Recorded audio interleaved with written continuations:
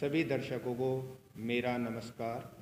मैं योगाचार्य सुदर्शन देव university of Patanjali से MSc योग साइंस करने के बाद आज दिव्य योग में फाउंडेशन ट्रस्ट के द्वारा अपना योग के अंतर्गत एक कॉलेज चला रहा हूँ, जिसमें बहुत सारे बच्चों को योग की शिक्षा दीक्षा से हम प्रेरित करते हुए उन्हें आने वाले समय में लोगों को उपचार रूप में योग, एक्यूप्रेशर, आयुर्वेद, प्राकृतिक चिकित्सा के द्वारा कैसे स्वास्थ्य लाभ प्राप्त किया जा सके, इसकी शिक्षा दे रहे हैं। योग कोई एक शारीरिक अभ्यास मात्र नहीं है, वह तो जीवन जीने की एक ऐसी कला है जिसे ऋषि महर्षियों ने और जाने कितने हमारे आदि देवों ने अपनाया और हमारी परंपरा को आगे बढ़ाते चले गए। मैं खुद एक फुटबॉलर था। फुटबॉल खेलते खेलते कभी मेरा पैर बिल्कुल डैमेज हो गया था लिगामेंट इंजरी से, और फिर इसके बाद डॉक्टरों ने कहा कि कभी आप अपने पैरों पे नहीं खड़े हो पाओगे, नहीं चल पाओगे।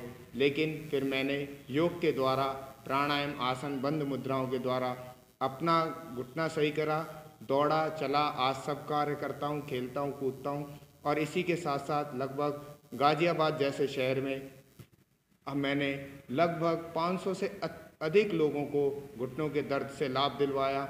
वही योग चिकित्सा, वही योग की घुटनों की थेरेपी हमने जो पतंजलि रिसर्च इंस्टीट्यूट में तैयार की थी, पतंजलि रिसर्च इंस्टीट्यूट में हमने सीखी थी, उसी के द्वारा बहुत सारे लोगों का रोग उपचार करा है। और आज हम उसका आपको छोटा सा पैकेज जो मात्र 6-7 अभ्यासों का है, अगर नियमित रूप से करेंगे तो बहुत जल्दी लाभ होगा।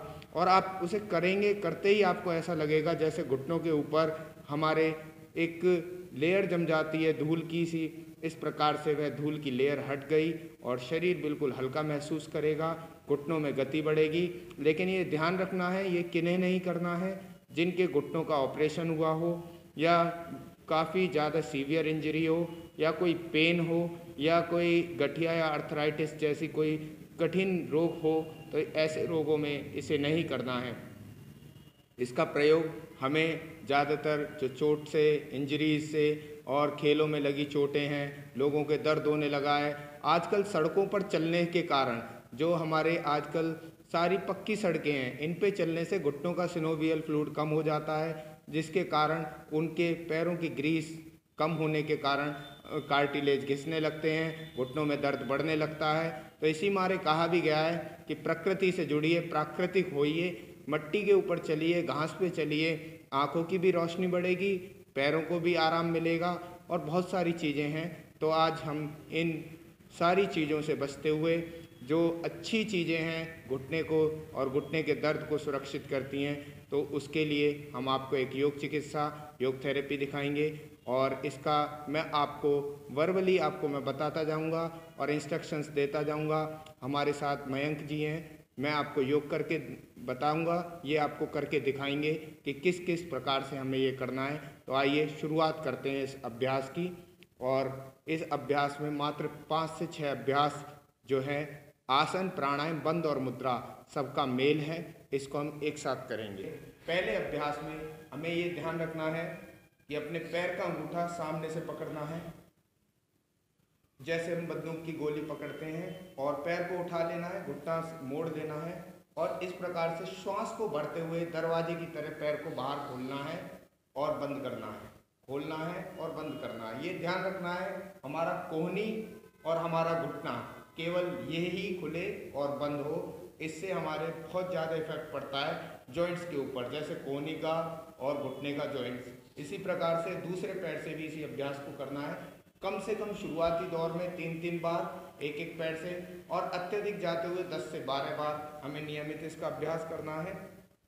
श्वास को भरते हुए भरना है, छोड़ना है।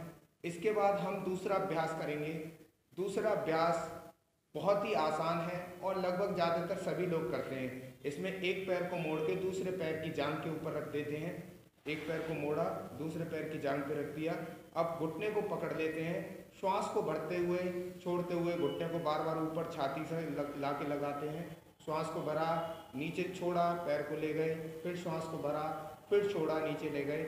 इससे एक तरीके से सूक्ष्म व्यायाम के अंतर्गत आता है। बहुत सारे लोग इसकी क्रियाएं करते हैं, और ये बहुत ही उचित रूप में हमारे घुटने को आरामदायक शेप में देता है। 5 बार एक पैर से, 5 बार दूसरे पैर से भी करें इसी अभ्यास को। दूसरे पैर से भी हम इसी अभ्यास को इसी तरीके से करते हैं, जिससे बहुत ज़्यादा लाभ होता है। हमारे साइटिका पेन के लिए भी ये बहुत लाभकारी अभ्यास है, क्योंकि 31 पेयर्स ऑफ नर्व्स हमारी स्पाइनल कॉर्ड से निकलती हैं। अब हम करेंगे तीसरा अभ्यास। ये 6 अभ्यासों का एक पैकेज है। 2 अभ्यास कोई कठिन नहीं है, सब आसान अभ्यास है, लेकिन धीरे धीरे शुरुआत के अभ्यास से आगे की तरफ बढ़ते बढ़ते इनके अभ्यासों का क्रम बढ़ता जाता है। अब करेंगे तीसरा अभ्यास। पुनः पहले अभ्यास की तरह पैर के अंगूठे को पकड़ लेंगे और उसके घुटने को मोड़ के लाएंगे पीछे की तरफ, पहले अभ्यास की तरह, और श्वास भरते हुए पैर के साथ लंबा करते जाएंगे। फिर इसे पैर को ऊपर उठाएंगे, फिर घुटना को मोड़ देंगे, फिर पहली अवस्था में लाके इसी क्रम को चलाते जाएंगे। ये इस चक्र की तरह चलता जाएगा आसानी के साथ। 2 से 3, 4 से 5 बार। इसमें हमारे 6 जॉइंट्स वर्क कर रहे हैं। हमारी कंधा, कोहनी, कलाई का, हमारे कूल्हे का, घुटने का और टखने का जॉइंट्स, ये पूरा एक्टिवेशन इसमें होता है। 3 से 5 बार एक पैर से, फिर इसी प्रकार दूसरे पैर से करेंगे। श्वास को भरते हुए लेके जाएंगे, श्वास भरते हुए उठाएंगे, छोड़ते हुए नीचे, और इसी क्रम को लगातार हम करते जाएंगे। फिर इसी में इसे विपरीत भी चलाना है, जैसे हम लेके जा रहे हैं ऐसे वापस लेके आएंगे।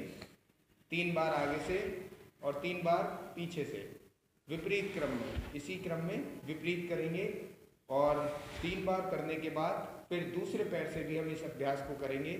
इससे हमारे पेट का फैट, कमर का दर्द, कंधे, हमारे शरीर की साइटिका पेन, लोअर पार्ट पे भी बहुत ज़्यादा अच्छा प्रभाव पड़ता है, जिससे शरीर पूरा एक्टिव होता है। इसके बाद अगला अभ्यास करेंगे, चौथा अभ्यास। चौथे अभ्यास में हमारे शरीर की आकृति 4 की आकृति, 4 की आकृति जो इंग्लिश में लिखा जाता है, इस प्रकार से हो जाएगी जानुशीर आसन। एक पैर को मोड़ के जांघ से लगाएंगे, दोनों हाथों को श्वास भरते हुए साइड से उठा के लाएंगे और श्वास छोड़ते हुए आगे छोड़ते हुए जाएंगे।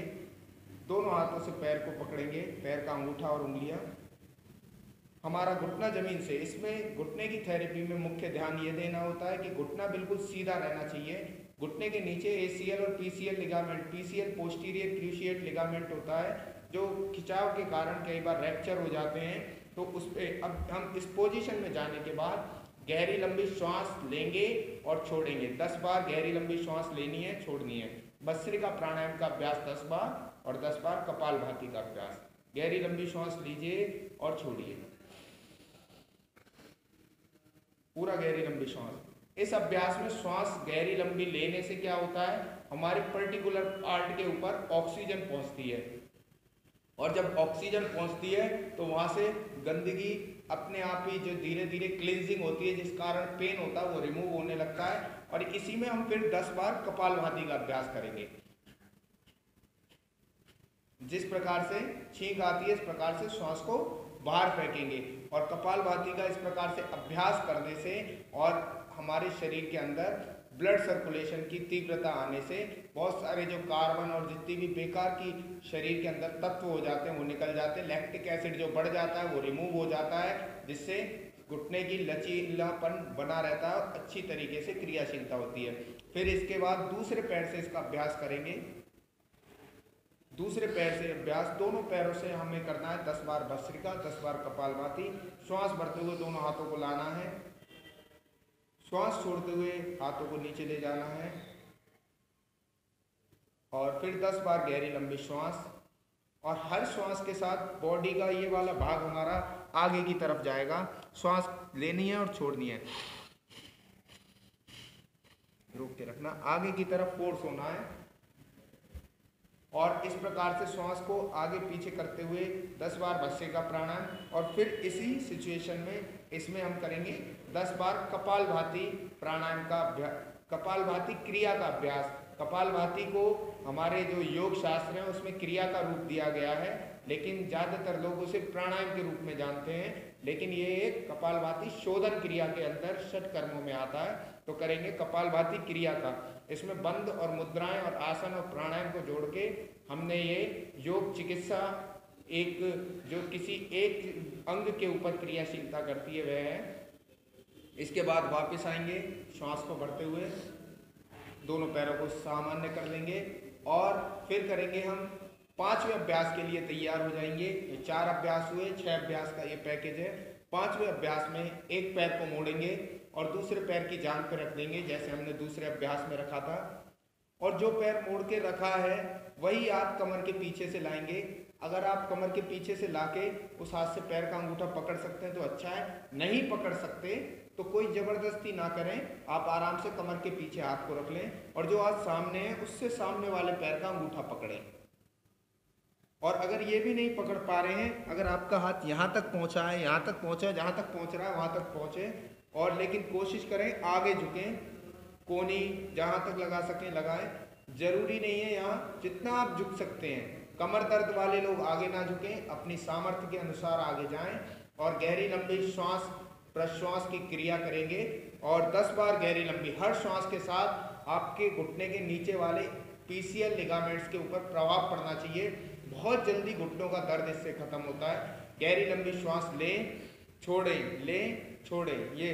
और कई लोग इन अभ्यासों से इतना लाभ प्राप्त करा, 3 से 7 दिन लगे।